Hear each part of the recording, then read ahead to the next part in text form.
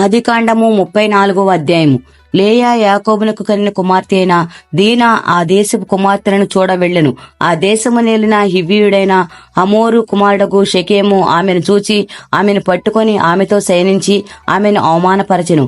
అతని మనస్సు యాకోబు కుమార్తె అయిన దీనా మీదనే ఉండెను.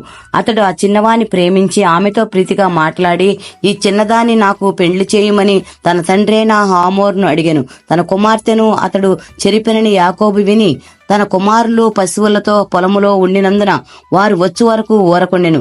షెకెము తండ్రేగు హమోరు యాకోబుతో మాట్లాడుటకు అతని యొద్దకు వచ్చెను. యాకోబు కుమారులు ఆ సంగతి విని పొలములో నుండి వచ్చిరి.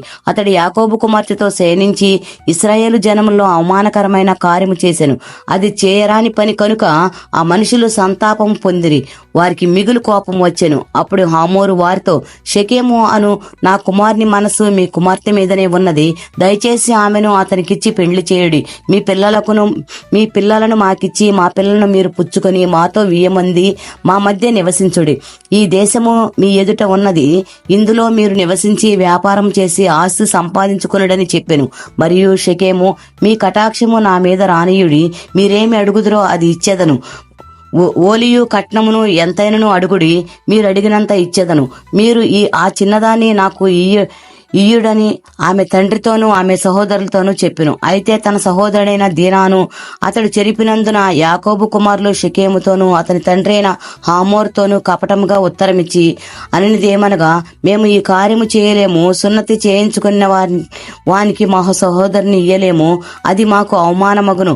మీలో ప్రతి పురుషుడు సున్నతి పొంది మావలే ఉండినా సరే ఆ పక్షమందు మీ మాట కప్పుకొని మా పిల్లలను మీకిచ్చి మీ పిల్లలను మేము పుచ్చుకొని మీ మధ్య నివసించదము.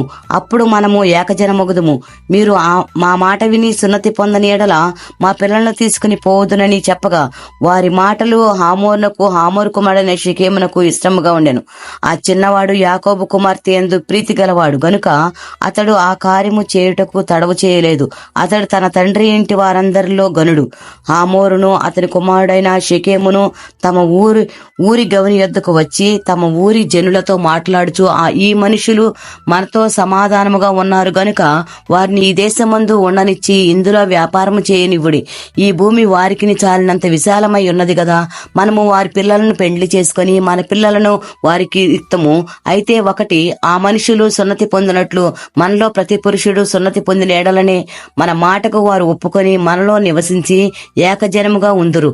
వారి మందను వారి ఆస్తి వారి పశువులన్నీ మనవగును కదా. ఇట్లనగా మనము వారి మాటకు ఒప్పుకొందము. అప్పుడు వారు మనలో నివసించదరనగా హమోరును అతని కుమారుడు షెకెమును చెప్పిన మాట అతని ఊరి గవిని ద్వారా వెళ్ళు వారందరూ వినిరి. అప్పుడు అతని ఊరి గవిని ద్వారా వెళ్ళు వారిలో ప్రతి పురుషుడు సున్నతి పొందెను. 3వ దినమున వారు బాధపడుచుండగా యాకోబు కుమారులలో 2 అనగా దీనా సహోదరైన షిమ్మోనును లేవియు తమ కత్తులు చేత పట్టుకొని ఎవరికి తెలియకుండా ఆ ఊరి మీద పడి ప్రతి పురుషుని చంపిరి. వారు హమోరును అతని కుమారుడైన షెకెమును కత్తివాత చంపి షెకెము ఇంట నుండి దినాను తీసుకుని వెళ్లిపోయిరి. తమ సహోదరుని చెరిపినందుకు యాకోబు కుమారులు చంపబడిన వారు ఉన్న చోటికి వచ్చి ఆ ఊరు దోసుకొని వారి గొర్రెలను పశువులను గాడిదలను ఊరిలోనిదేమి పొలములోనిదేమి వారి ధనము యావత్తును తీసుకొని వారి పిల్లలందరినీ వారి స్త్రీలను చెరపట్టి ఇండ్లలోనున్నదంతయు దోచుకొనిరి. అప్పుడు యాకోబు షిమ్యోనును లేవీని చూచి, మీరు నన్ను బాధపెట్టి ఈ దేశ నివాసులైన కనానీయుల్లోను పెరిజీయుల్లోను అసహ్యునిగా చేసితిరి. నా జనసంఖ్య కొంచెమే. వారు నా మీదికి గుంపుగా వచ్చి నన్ను చంపెదరు. నేనును నా ఇంటి వారును నాశనమగుదమని చెప్పాను. అందుకు వారు, వేసి ఎడల జరిగినట్లు మా సహోదరి ఎడల ప్రవర్తింపవచ్చున అనిరి. దేవుడి పరిశుద్ధ వాక్యం దీవించును గాక. ఆమేన్.